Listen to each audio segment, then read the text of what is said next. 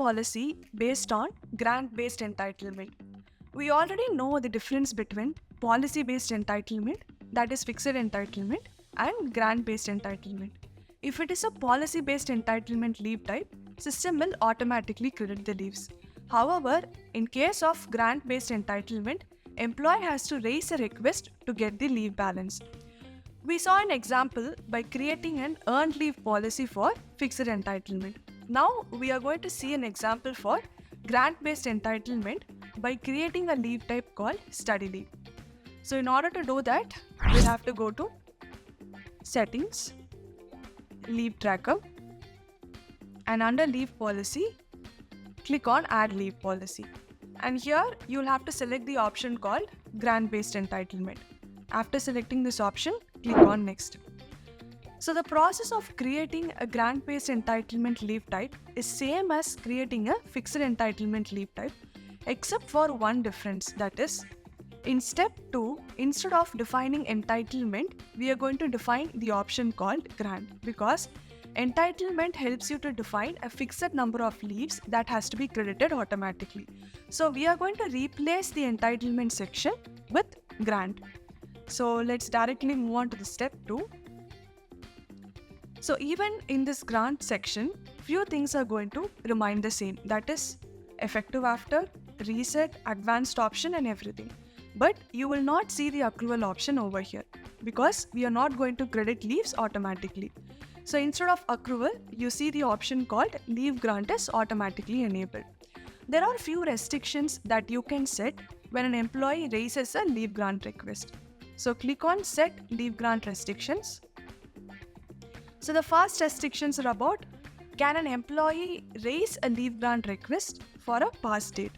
If yes, you can enable past date, and you can also set one more condition over here, that is only for past 30 days. In the same way, can an employee submit a leave grant request for future dates? If yes, this option will be enabled. You can also add one more condition here, that is they can raise a leave grant request only for next 90 days. And then we have restrictions related to minimum and maximum number of days that they can request. For example, we enable minimum limit for request. If 2 days is added here, an employee has to raise at least 2 days of request for leave grant. In the same way, you can also enable the condition for maximum limit. And the other condition is maximum number of requests allowed within a specific period. So you want your employees to submit only one leave grant request per month. You can add the condition 1 per month. Instead of month, you can also select the option per year.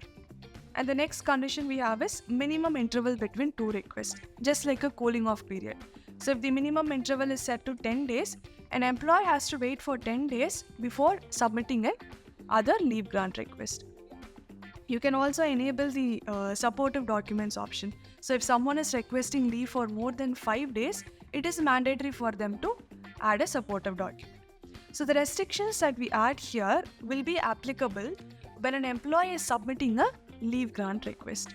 So once all the restrictions are set, the applicability section and the restriction section remains the same like what we have discussed for the entitlement based leave type. So once everything is done, you can click on the option Add. So once you click on Add, you get a status leave policy added successfully.